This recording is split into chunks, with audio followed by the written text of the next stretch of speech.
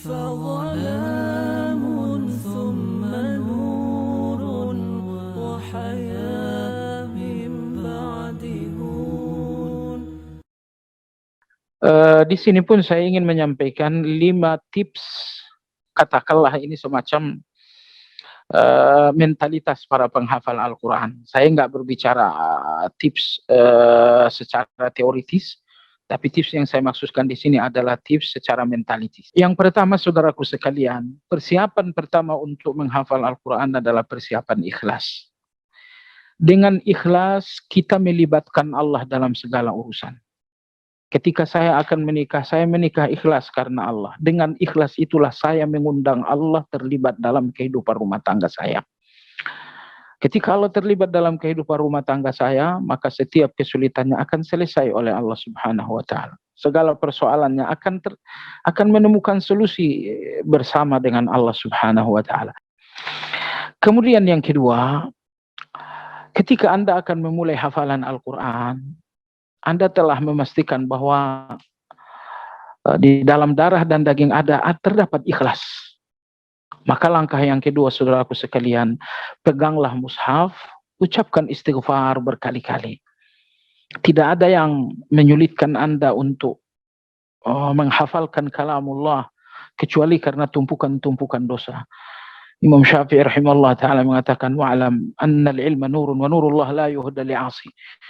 Demikian pesan Imam Waqi' kepada murid beliau Imam Syafi'i, bahwa ilmu dengan segala bentuknya, termasuk hafalan, bahwa ilmu dengan segala bentuknya seperti hafalan adalah cahaya Allah, dan cahaya Allah itu akan padam dengan maksiat. Maka begitu Anda dengar, Anda ambilkan mushaf, istighfarlah dengan sekedap jiwa, istighfarlah dengan penuh kesadaran. Minta Allah ampuni segala kesalahan Anda. Minta agar dosa-dosa itu tidak menjadi kendala untuk kesulitan bagi Anda menghafal Al-Quran. Maka mintalah ampunan kepada Allah Azza wa Jalla. Itu yang kedua. Lalu kemudian yang ketiga, setelah Anda beristighfar, jangan langsung menghafal Al-Quran. Diamlah beberapa saat. Katakanlah berdiamlah 1 menit.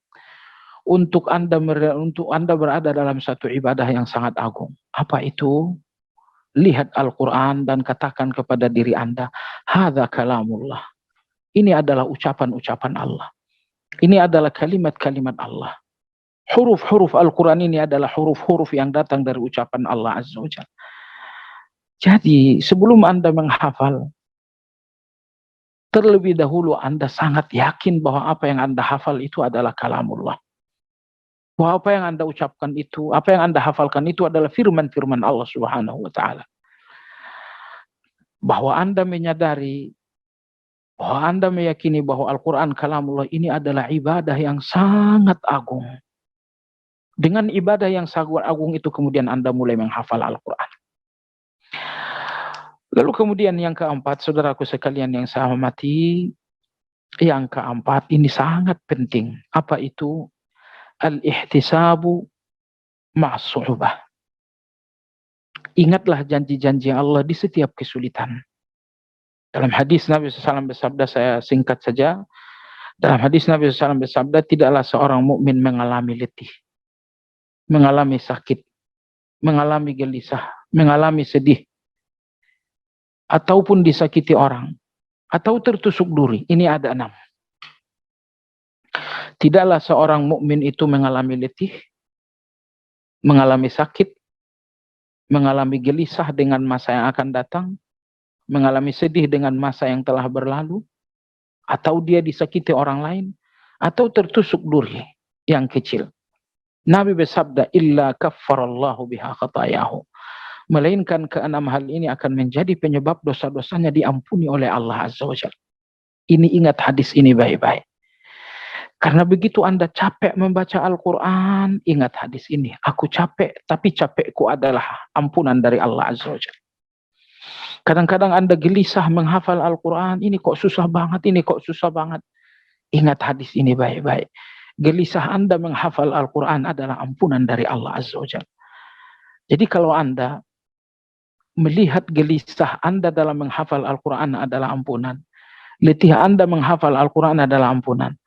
Berarti detik-detik Anda dengan Al-Quran adalah detik-detik ampunan yang sangat agung. Lalu kemudian yang kelima, bagi orang-orang dan bagi Anda, bagi kita semua yang akan memulai hafalan Al-Quran, yang kelima adalah al-isti'anah. Jangan lupa minta pertolongan kepada Allah Azza wa Jalla. Ya, ketika Anda mulai menghafal atau ketika Anda menemukan kesulitan, minta pertolongan kepada Allah. Berhenti sebentar membaca Al-Quran, minta pertolongan kepada Allah. Caranya bisa dengan cara berdoa, bisa dengan cara berzikir. Di antara zikir yang bisa Anda ucapkan untuk meminta pertolongan Allah dalam kesulitan tahfiz, misalnya Anda membacakan la haula wala quwwata illa billah, la haula wala quwwata illa billah, la haula wala quwwata illa billah.